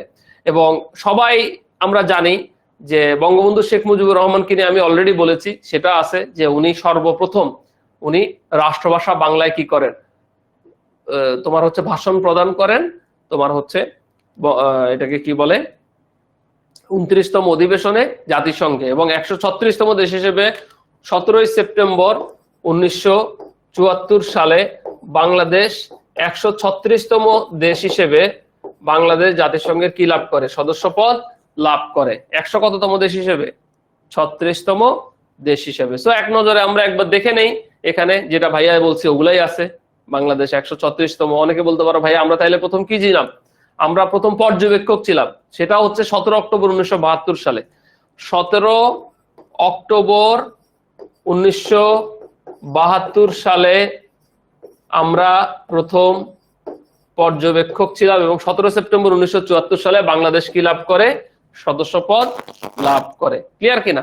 আর আমরা নিরাপত্তা পরিষদেরও দুইবার কি হই, সদস্য হই, এটা আমরা মাথায় রাখবো। দুইবার সদস্য হই, একটা 1978-80 সালে, ঠিক আছে, আর একটা 2000-2001 সালে আমরা নিরাপত্তা পরিষদের কি হই, সদস্য হই।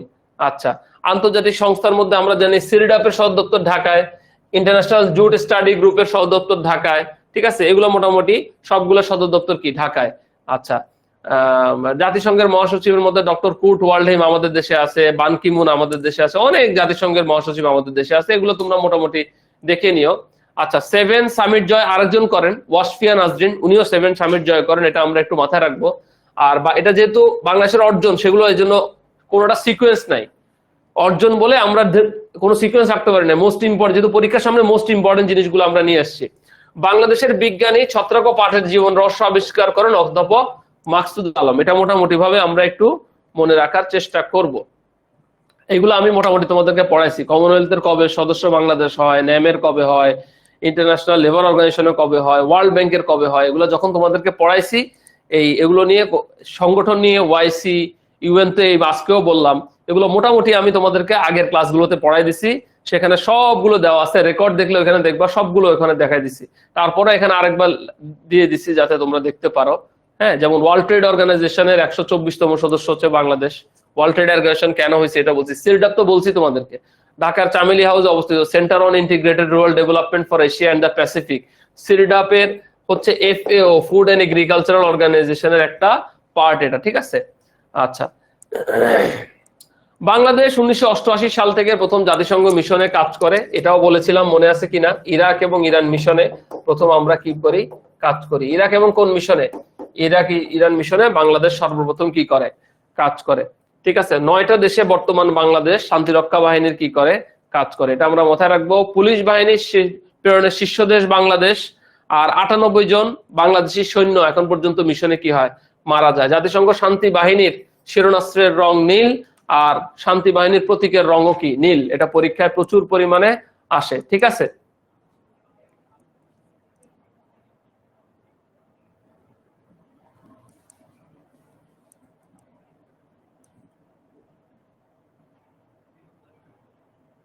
ন্যামের সদস্যপদ 1972 দিতে পারো, কোনো সমস্যা নাই। 1973 না, আমরা 1972 দেই ন্যামের সদস্যপদ। অনেক বইতে 1973 লেখে, আমরা 1972 দিই। আমার স্টুডেন্টকে আমি 1972 দিতে বলি। ওকে, কূটনৈতিক মিশন এবং দূতাবাস। 47টা দেশে আমাদের কূটনৈতিক মিশন আছে। ইসরায়েলের সাথে আমাদের কোনো বাণিজ্যিক সম্পর্ক বা কোনো যোগাযোগ নাই। আফগানিস্তানে আমাদের কোনো প্রকার দূতাবাস নাই। লিটল বাংলাদেশ বলা হয় লস অ্যাঞ্জেলেসকে। বাংলাদেশের স্কয়ার লাইব্রেরি অবস্থিত, ঠিক আছে। আইভরি কোস্টের একটা রাস্তার নাম হলো বাংলাদেশ। আইভরি কোস্টের একটা রাস্তার নাম কি, বাংলাদেশ। এইবার আমরা প্রশ্ন উত্তর দেখব। প্রথম প্রশ্ন, বলো সার্ক কবে প্রতিষ্ঠা লাভ করে, বলো সার্ক কবে প্রতিষ্ঠা লাভ করে, বলো সার্ক কবে প্রতিষ্ঠা লাভ করে।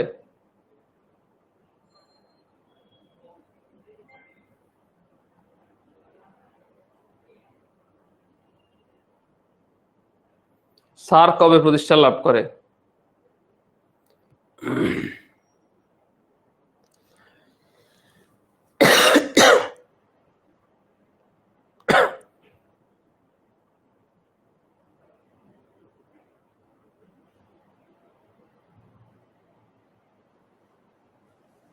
আচ্ছা, এখানে একটা ছোট্ট কারেকশন আছে, এটা একটু বলে দেই।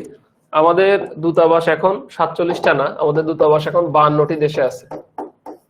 ঠিক আছে, 52 কান্ট্রিতে আমাদের দূতাবাস আছে, 52টা, 47টা হবে না, আমাদের 52টা দেশে এখন কি আছে, দূতাবাস আছে। এটা আমরা একটু মনে রাখবো। ঠিক আছে, এবার উত্তরটা দাও। সার্ক প্রতিষ্ঠা লাভ করে কবে? হ্যাঁ খাদিজা, ক্লাস ডিসকাশন শেষ। এখন বলো সার্ক প্রতিষ্ঠা হয় কবে?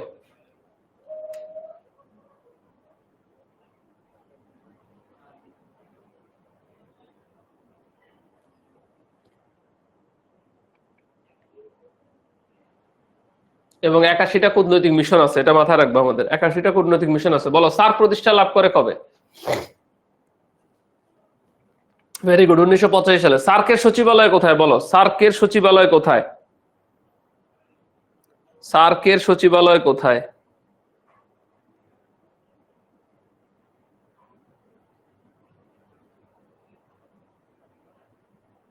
সার্কের সচিবালয় কোথায়?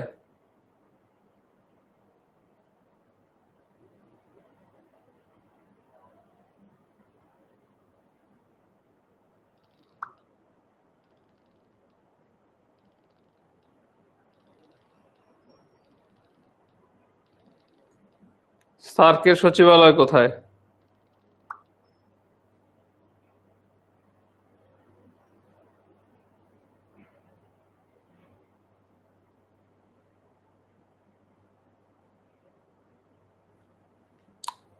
কাঠমান্ডুতে। ঠিক আছে, ওকে। এরপরে বলো জাতিসংঘের জনসংখ্যা, এটা পারবা না তোমরা, জনসংখ্যা আচ্ছা পারবা, হ্যাঁ রিপোর্ট ছাড়া বলো। এখন বর্তমানে জনসংখ্যা স্থান বললে হবে, একই একই আছে। জনসংখ্যার স্থান কততম আমাদের, বলো।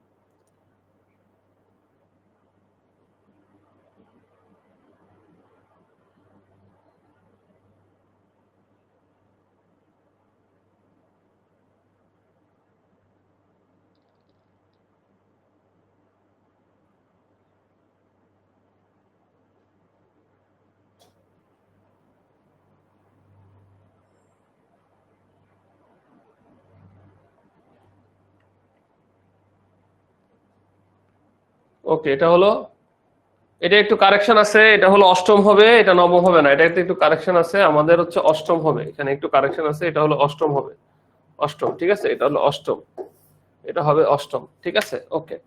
আচ্ছা, তারপরে দেখো, দি ওয়ার্ল্ড ইকোনমিক ফোরাম কর্তৃক নির্ধারিত ইন্টারন্যাশনাল কম্পিটিটিভনেস র্যাঙ্কিং এ 1993 সালে কোন দেশ সর্বোচ্চ স্থান অধিকার করেছে?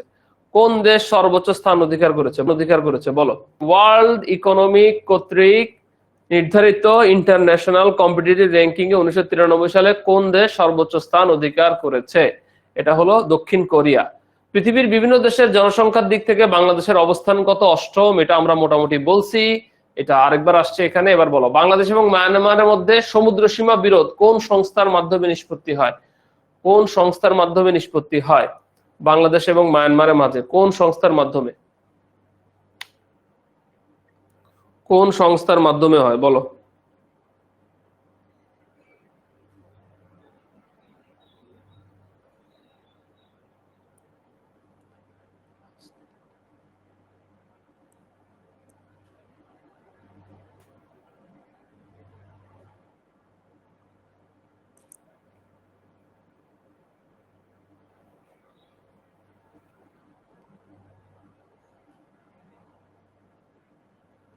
ভেরি গুড, ইটলস। খ, অনেকে বলছো ক, এটা হলো খ।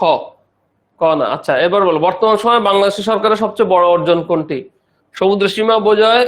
আচ্ছা, এটা আমি একটু বলি তোমাদেরকে, এটা হলো যুদ্ধাপরাধীদের বিচার। এটা ডিপেন্ড করে, এটা ধরো তোমার এখন যেমন আমাদেরকে বলতে পারো যে বিদ্যুৎ উৎপাদন বৃদ্ধি পাচ্ছে বা সমুদ্র সীমা বিজয়, ওই সময় যখন 38 বিসিএস এই প্রশ্নটা আসে তখন হচ্ছে সৌদ্রবাদের বিচার ছিল। এবার বলো বিশ্ব জনসংখ্যা প্রতিবেদন অনুযায়ী এটাও অষ্টম, এগুলো সব বিসিএস থেকে নেওয়া প্রশ্ন, এটাও অষ্টম হবে। নিম্নের কোন সংস্থাটি 21শে ফেব্রুয়ারিকে আন্তর্জাতিক মাতৃভাষা দিবস হিসেবে স্বীকৃতি দিয়েছে? কোন সংস্থাটি 21শে ফেব্রুয়ারিকে আন্তর্জাতিক মাতৃভাষা দিবস হিসেবে স্বীকৃতি দিয়েছে বলো?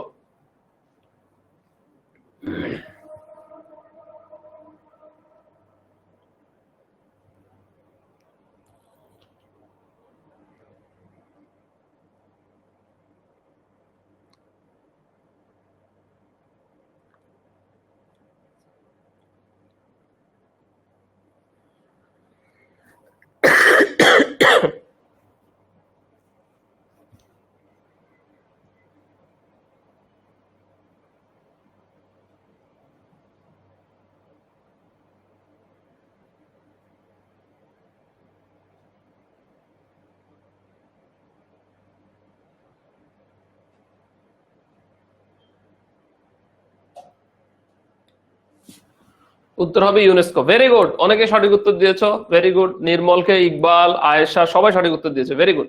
লোক সংখ্যার দিক থেকে বাংলাদেশ বিশ্বে কততম? অষ্টম। এটা সার্কভুক্ত কোন দেশের দূতাবাস বাংলাদেশে নেই? সার্কভুক্ত কোন দেশের দূতাবাস বাংলাদেশে নেই? সার্কভুক্ত কোন দেশের দূতাবাস বাংলাদেশে নেই? মালদ্বীপ, শ্রীলঙ্কা, নেপাল, ভুটান। কোন দেশের দূতাবাস বাংলাদেশে নেই? এগুলো সব কিন্তু বিসিএস আসা প্রশ্ন উঠাই দিচ্ছে, আমরা পাশে লিখি নাই, বাট এগুলো বিসিএস আসা প্রশ্ন উঠাই দিচ্ছে সব। সার্কভুক্ত কোন দেশের দূতাবাস বাংলাদেশে নেই? মালদ্বীপ, শ্রীলঙ্কা, নেপাল, ভুটান।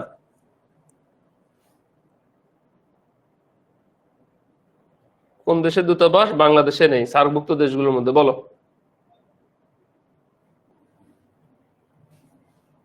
কোন দেশের?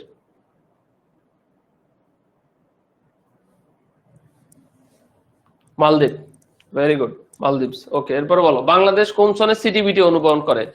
সিটিবিটি মানে হলো comprehensive test ban treaty. Comprehensive test ban treaty, পারমাণবিক চুক্তি করবে না, সেটা 2000 সালে অনুমোদন করে, আমরা কোনো পারমাণবিকের মধ্যে যাব না। টেকসই উন্নয়নের লক্ষ্যমাত্রা কয়টি? এটা পারা উচিত। Sustainable development goal, SDG, sustainable development goal, টেকসই উন্নয়নের লক্ষ্যমাত্রা কয়টি? টেকসই উন্নয়নের লক্ষ্যমাত্রা কয়টি বলো? টেকসই উন্নয়নের লক্ষ্যমাত্রা কয়টি?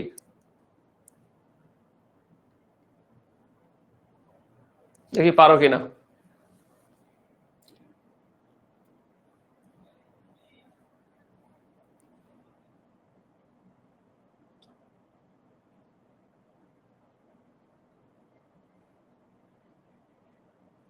অলরেডি দেখলাম ফারজানা উত্তর দিচ্ছে, খায়রুন নাহার উত্তর দিয়েছে, সবাই উত্তর দাও, ভুল হলে কোনো সমস্যা নাই তো। 4-5 জন কেন দিচ্ছ? নির্মল দাও। ভুল হলে কোনো প্রবলেম নাই, আমাদের ভুল হতে হতেই তো শিখবো আমরা, ভুল হতে হতেই তো আমরা শিখবো। ইয়েস, এটা হলো 17, এটা হলো 17। আচ্ছা, বাংলাদেশের বর্তমান সভাপতির পূর্বে কোন দেশের সিবিএফ এর সভাপতি ছিল? বর্তমান সভাপতির পূর্বে কোন দেশ সিবিএফ এর সভাপতি ছিল বলো? কোন দেশ সিবিএফ এর সভাপতি ছিল?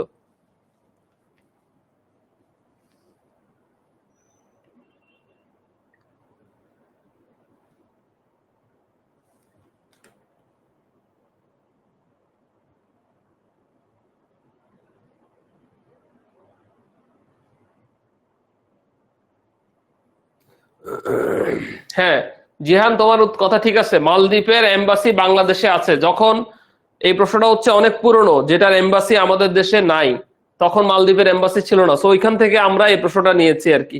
এখন প্রশ্ন করতে পারো যে ভাইয়া কেন নিয়েছেন, কারণ এরকম প্রশ্ন পরীক্ষায় আসে, এটা তোমাদেরকে ধারণা দেওয়ার জন্য যে এরকম প্রশ্ন পরীক্ষায় আসে যে নিচের কোন দেশে দূতাবাস বাংলাদেশে নাই, সেজন্য। ঠিক আছে, এমনি মালদ্বীপের দূতাবাস আমাদের দেশে আছে, এটা আমরা জানি।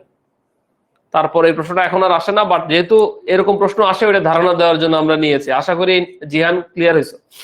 Martial Island, very good. এরপরটা আমরা দেখি, নিচের কোন সংস্থাটির সচিবালয় বাংলাদেশে?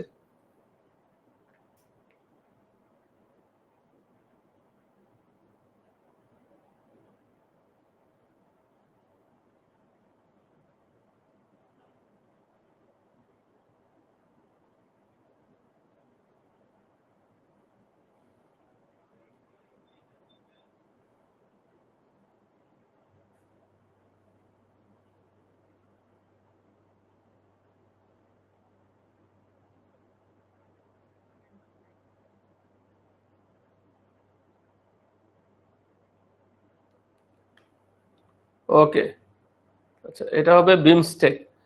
টেকসই উন্নয়ন সংক্রান্ত 2030-এর এজেন্ডা কয়টি গোল রয়েছে বলতো? এটা একটু আগে দিয়েছো, এখন পারো কিনা দেখি। যারা একটু আগে উত্তর দাও না তারা এখন উত্তর দাও।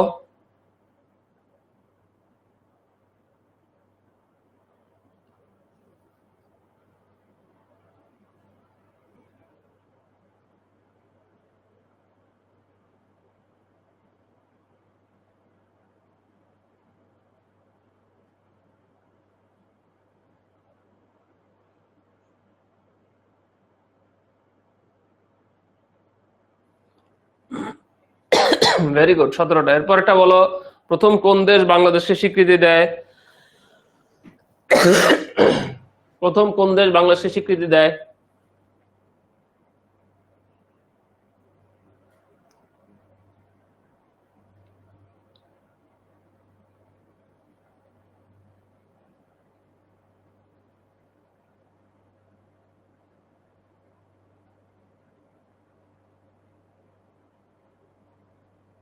ভুটান।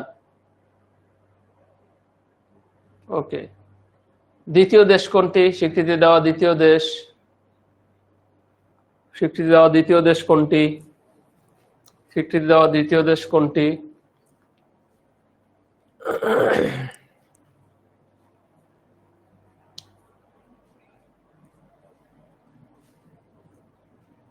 স্বীকৃতি দেওয়া দ্বিতীয় দেশ কোনটি দেখি?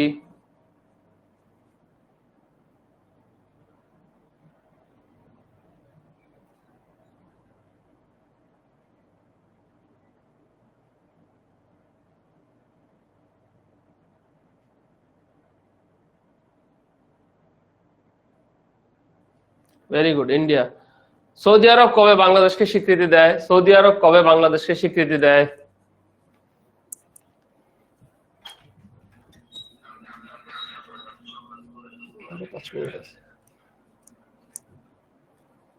সৌদি আরব কবে বাংলাদেশকে স্বীকৃতি দেয়?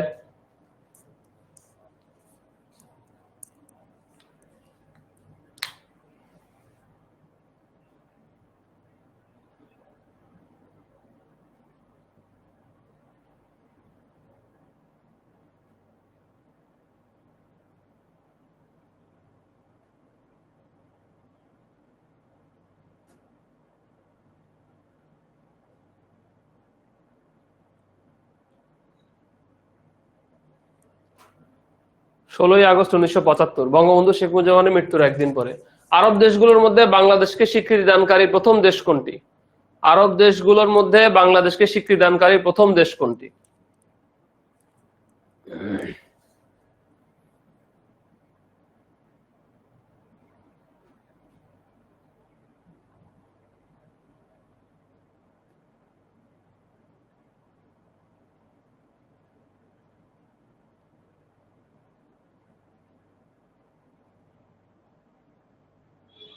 Yes, Umi Rahman, you are right.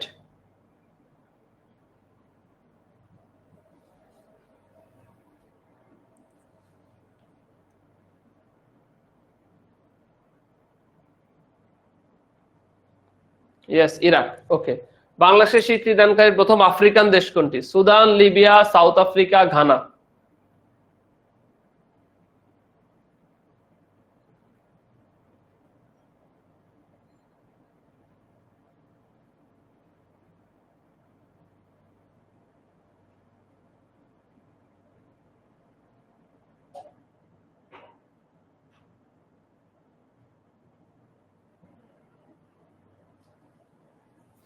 এটা হলো সুদান।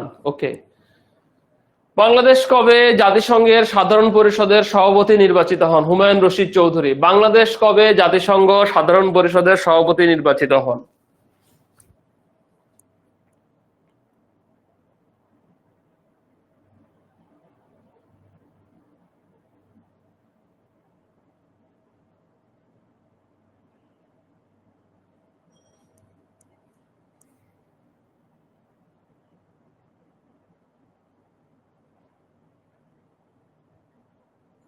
উনিশশো সালে। 1900 কত সালে? 86 সালে। ভেরি গুড, অলরেডি ফারজান উত্তর দিয়েছে। কততম অধিবেশনে সভাপতি নির্বাচিত হয় বলো তো? আমরা কততম অধিবেশনে সভাপতি নির্বাচিত হই? বর্তমান স্থায়ী প্রতিনিধির নামটা একটু বলো তো, এটা বর্তমান স্থায়ী প্রতিনিধির নামটা একটু বলো, বর্তমান স্থায়ী প্রতিনিধির নামটা একটু বলো।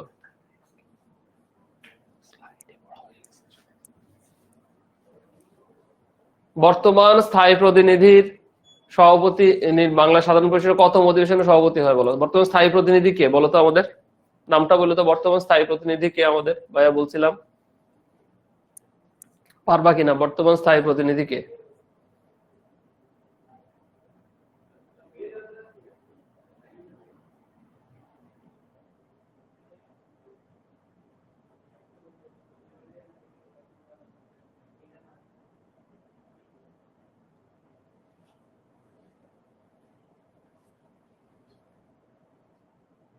না নির্মল, রাবাব ফাতিহা না, ফাতিমা এখন আর নাই। আমি অলরেডি তোমাদেরকে অনেক বার এটা বলেছি, রাবাব ফাতিমা এখন আর নাই, কারেকশনও করে দিয়েছিলাম লাস্ট ক্লাসে, এই আজকেও বলেছি।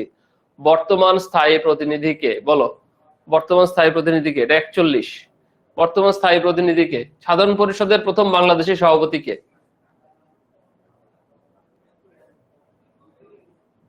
বলো বর্তমান স্থায়ী প্রতিনিধিকে, এটা আমি অনেকবার বলছি, গত ক্লাসে বলছি, আজকেও বলছি, বর্তমান স্থায়ী প্রতিনিধির নাম বলো, প্রথম বাংলাদেশি সভাপতিকে, এটার উত্তর দাও।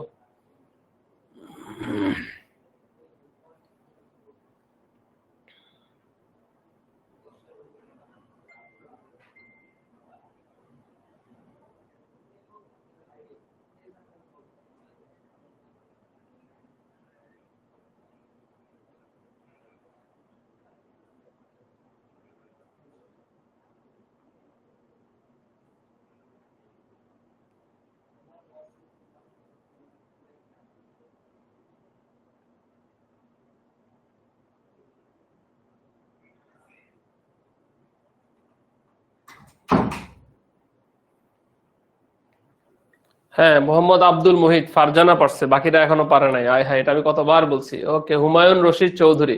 বাংলাদেশ কমনওয়েলথের কততম সদস্য? বাংলাদেশ কমনওয়েলথের কততম সদস্য? বাংলাদেশ কমনওয়েলথের কততম সদস্য?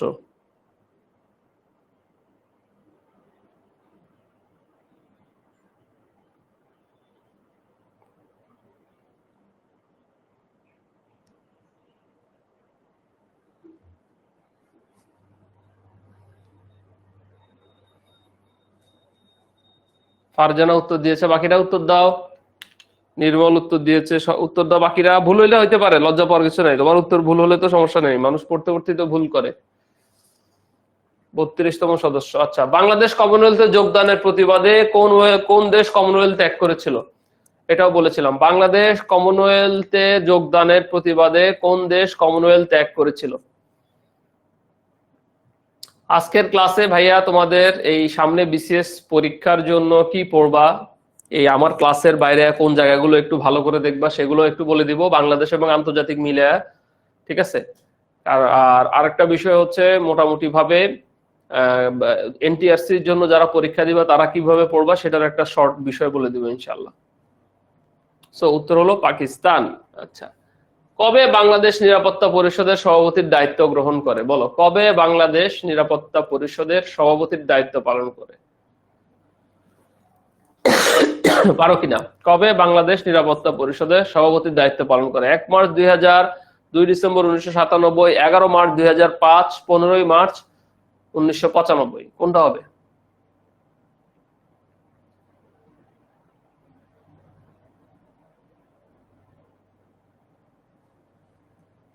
দেখি বলো তো কবে হবে। সো উত্তর ভাইয়া বলে দিই 1 মার্চ 2000 সালে। ফোবানা কি ভাইয়া পড়াইছিলাম, মনে আছে? ফোবানা কি? ইতালি বসবাসকারী বাংলাদেশের একটি সরকারি সংগঠন, আমেরিকায় বসবাসকারী বাংলাদেশের একটি বেসরকারি সংগঠন, কানাডায় বসবাসকারী বাংলাদেশের একটি বেসরকারি সংগঠন, ইংল্যান্ডে বসবাসকারী বাংলাদেশের একটি বেসরকারি সংগঠন। এটা ভাইয়া পড়াইছিলাম, বলো তো কোনটা হবে? ফোবানা কি? ভাইয়া একটু সরে দাঁড়ালাম যাতে দেখতে অসুবিধা না হয়। ফারজানা, একটা সলভ ক্লাস নিলে ভালো হতো। আচ্ছা ঠিক আছে, আমি বলে দেখবো। জিকের উপরে, তাই তো? কেমন লেগেছে ভাইয়ার সাথে এই জার্নি বা এই যে ক্লাস করলা বাংলাদেশ আন্তর্জাতিক মিলে। আমি আমার জায়গায় চেষ্টা করেছি, তোমাদের কেমন লাগছে একটু জানাও, তোমরা বুঝতে পারছো কিনা, কোনো অসুবিধা আছে কিনা। ওকে, আমেরিকা বসবাসকারী বাংলাদেশের একটি বেসরকারি সংগঠন। বাংলাদেশের কোন রাষ্ট্রপ্রধান প্রথম জাতিসংঘে বাংলা ভাষায় বক্তৃতা করেন? বঙ্গবন্ধু শেখ মুজিবুর রহমান, হামিদুর রহমান, জিল্লুর রহমান, আব্দুস সাত্তার, কোনটা?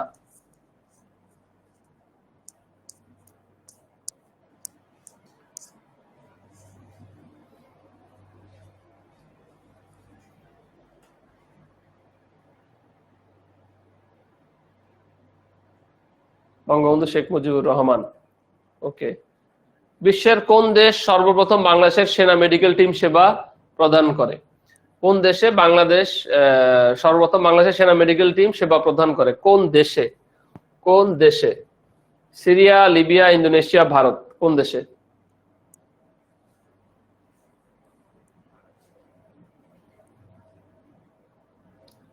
থ্যাংক ইউ নির্মল।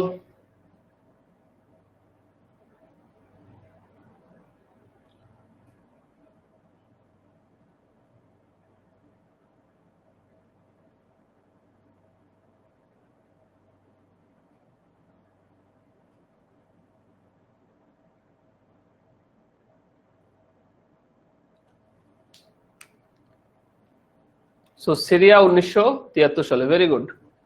বাংলাদেশ জাতিসংঘের সদস্যপদ লাভ করে কবে? এটা অনেকবার বলেছি, বলতো। 17 সেপ্টেম্বর 1974, 15 মার্চ 1974, 17 সেপ্টেম্বর 1976, 15 মার্চ 1976, কবে?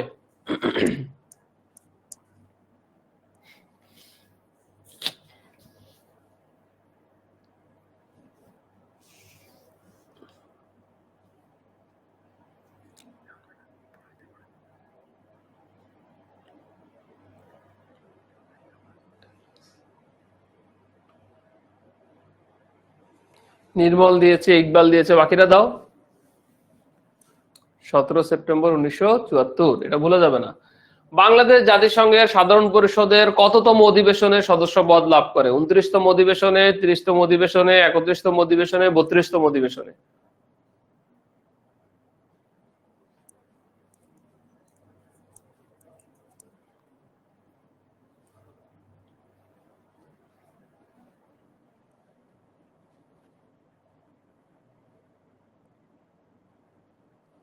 কততম অধিবেশনে বাংলাদেশ সদস্যপদ লাভ করে? 29তম অধিবেশনে। 29তম অধিবেশনে। ওকে। বাংলাদেশ জাতিসংঘের নিরাপত্তা বা স্বস্তি পরিষদ কতবার সদস্যপদ লাভ করে? যারা জানো না তাদেরকে আরেকটা জিনিস বলি, নিরাপত্তা পরিষদের আরেকটা নাম আছে যেটাকে বলা হয় সেফটি নেট। Safety net. একবার, দুইবার, তিনবার, চারবার। বাংলাদেশ নিরাপত্তা পরিষদ বা স্বস্তি পরিষদে কতবার সদস্যপদ লাভ করে? একবার, দুইবার, তিনবার, চারবার? দেখি কয়েকবার।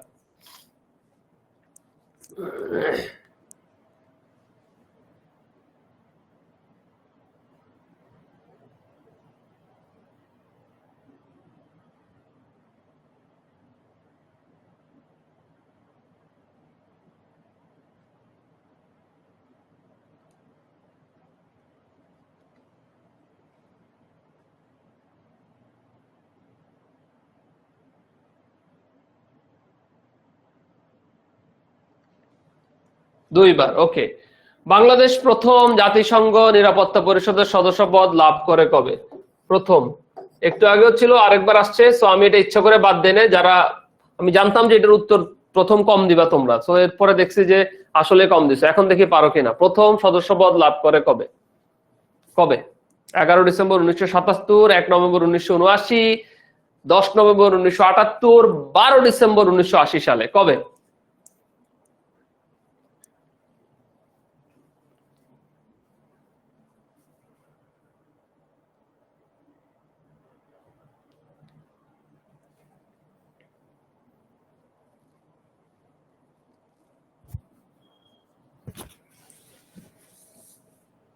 দশ ডিসেম্বর 1978। প্রিয় শিক্ষার্থীরা, এই ছিল আমাদের আজকের ক্লাস। এখন আমি তোমাদেরকে একটা ছোট্ট সাজেশন মূলক জিনিস দিব, যে জিনিসগুলো হচ্ছে তোমরা মোটামুটি ভাবে একটু পড়ে দেখবা, যে জিনিসগুলো হচ্ছে তোমাদের সবার জন্য একটু কাজে লাগবে। সো ওই জিনিসগুলো একটু মাথায় রাখবা। যেহেতু তোমাদের প্রথমে আমি এনটিআরসি নিয়ে বলি, এনটিআরসির প্রশ্নটা আসলে অতটা কঠিন হবে না তোমাদের। যারা এনটিআরসি তে পরীক্ষা দিবা তার একটা জিনিস মাথায় রেখো, প্রশ্নটা আসলে অতটা কঠিন হয় না। এনটিআরসি তে খেলাধুলা থেকে একটা প্রশ্ন আসে, এনটিআরসি তে পদক পুরস্কার থেকে একটা প্রশ্ন আসে, এনটিআরসি তে তোমার হচ্ছে বিভাগ পরিচিতি থেকে প্রশ্ন আসে, বৈজ্ঞানিক নামগুলো থেকে প্রশ্ন আসে, এনটিআরসির ক্ষেত্রে মুক্তিযুদ্ধ থেকে একটা প্রশ্ন আসে, অর্থনীতি থেকে প্রশ্ন আসে, এবং সাম্প্রতিক বিষয় থেকে প্রশ্ন আসে, এবং বিভিন্ন আদিকালের যে বিভিন্ন যুদ্ধ বা সামরিক ঘাঁটি বা সামরিক ঘটনাগুলো এগুলো নিয়ে তোমরা একটু ভালো করে এনটিআরসি তে পড়ে নিবা। এনটিআরসির জন্য এই জিনিসগুলো বেশি গুরুত্বপূর্ণ, ঠিক আছে? আর বিসিএস এর জন্য স্টুডেন্টরা যেহেতু সময়টা সামনে খুব অল্প, এই সময়টাতে তোমরা যে কাজটা করবা সেটা হলো প্রচুর পরিমাণে মডেল টেস্ট দিবা। তোমার পার্সোনাল যে মডেল টেস্ট বইটা আছে বা বাজারে যে মডেল টেস্ট বইটাই তোমাদের ভালো লাগে সেই মডেল টেস্ট বইটা থেকে তোমরা প্রচুর পরিমাণে মডেল টেস্ট দিবা, এবং আমি আশা করি এই মডেল টেস্ট গুলো তোমাদের জন্য খুবই কাজে লাগবে। এবং আমাদের যে 10 মিনিট স্কুলের মডেল টেস্ট গুলো নেওয়া হবে সেগুলোও ভালোভাবে দিও, সেখান থেকে প্রচুর পরিমাণে পরীক্ষা তোমাদের আসবে। আর আরেকটা বিষয় তোমাদের সবাইকে একটু বলে রাখি, সেটা হচ্ছে যে আমাদের আমরা কয়েকটা দেশ একটু ভালো করে দেখব, যেমন রাশিয়া, ইউক্রেন, আফগানিস্তান, তারপরে হচ্ছে তোমার ফিলিস্তিন, ইসরায়েল, মিয়ানমার, রাশিয়া, চীন, এই দেশগুলো আমরা একটু ভালো করে দেখবো। আর অফকোর্স ভারত, এই দেশগুলো থেকে প্রশ্ন আসে, মুক্তিযুদ্ধ থেকে আমাদের প্রশ্ন আসবে, অর্থনীতি থেকে আমাদের প্রশ্ন আসবে, আমাদের হচ্ছে কৃষি সম্পদ থেকে প্রশ্ন আসবে। এই জায়গাগুলো আমরা ইনশাআল্লাহ একটু ভালো করে দেখার চেষ্টা করব। রিসেন্ট যে ঘটনাগুলো আছে এগুলো আমরা একটু ভালো দেখার চেষ্টা করবো। আর অবশ্যই বাংলার ইতিহাস থেকে প্রতি বছর প্রশ্ন আসে, সো বিসিএস স্টুডেন্টরা বাংলার ইতিহাস থেকে প্রশ্নগুলো দেখবা। আরেকটা বিষয় মাথায় রাখবা যে সবগুলো প্রশ্ন মুখস্থ করতে যাবা না, কারণ সব তোমাদের মনে থাকবে না। যতটুকু তোমাদের মনে থাকে তোমরা করার চেষ্টা করবা, যতটুকু তোমাদের মনে থাকে ওই জিনিসগুলো তোমরা বারবার রিভাইজ করার চেষ্টা করবা। খেলাধুলা রিলেটেড তথ্য, কোন খেলা কোথায় হয়, এই তথ্য রিলেটেড জিনিসগুলো পড়ো। আর অবশ্যই স্বাধীনতা পদক, 21শে পদক, নোবেল প্রাইজ, এই জিনিসগুলো একটু দেখে যাও, এগুলো তোমাদের কাজে দিবে। সো প্রিয় শিক্ষার্থীরা, কেমন ছিল আমার সাথে তোমাদের জার্নি? আশা করি সবার ভালো ছিল। ভাইয়া যে জিনিসগুলো পড়িয়েছি সেই জিনিসগুলো দেখার চেষ্টা করো। 10 মিনিট স্কুল আমরা চেষ্টা করি সবসময় স্টুডেন্টদেরকে ভালো কিছু দেওয়ার জন্য, ভালোভাবে বোঝানোর জন্য। আর আমাদের রেকর্ডগুলো বারবার দেখবা। আমি প্রায় আমার 18 ইয়ার্সে আমি যা পড়িয়েছি এই পর্যন্ত এখনো পড়িয়ে যাচ্ছি। আমি আমার জায়গা থেকে সর্বোচ্চ চেষ্টা করেছি, আমার চেষ্টার কোনো ত্রুটি ছিল না মোটামুটি ভাবে ওই জিনিসগুলো কভার আপ করার জন্য। সো আই বিলিভ যে তোমরা 10 মিনিট স্কুলে তোমাদের ফ্রেন্ড সার্কেল বাকিদেরকেও রেফার করবা, এবং আশা করি যে তোমরা সবাই ভালো করবা। তোমাদের সবার জন্য আমার দোয়া রইলো। সেই পর্যন্ত সবাই ভালো থাকো, এবং ভাইয়া যে সাজেশন গুলো শেষ পর্যন্ত দিলাম ওগুলো একটু দেখো, ভাইয়া রেকর্ড ক্লাসগুলো শুনো, আমাদের বাকি টিচারদের ক্লাসগুলো রেকর্ডে শুনো। হোপফুলি আমাদের একটা ভালো জার্নি হয়েছে। সবাই ভালো থাকো, wish you all the best, thank you so much, আসসালামু আলাইকুম।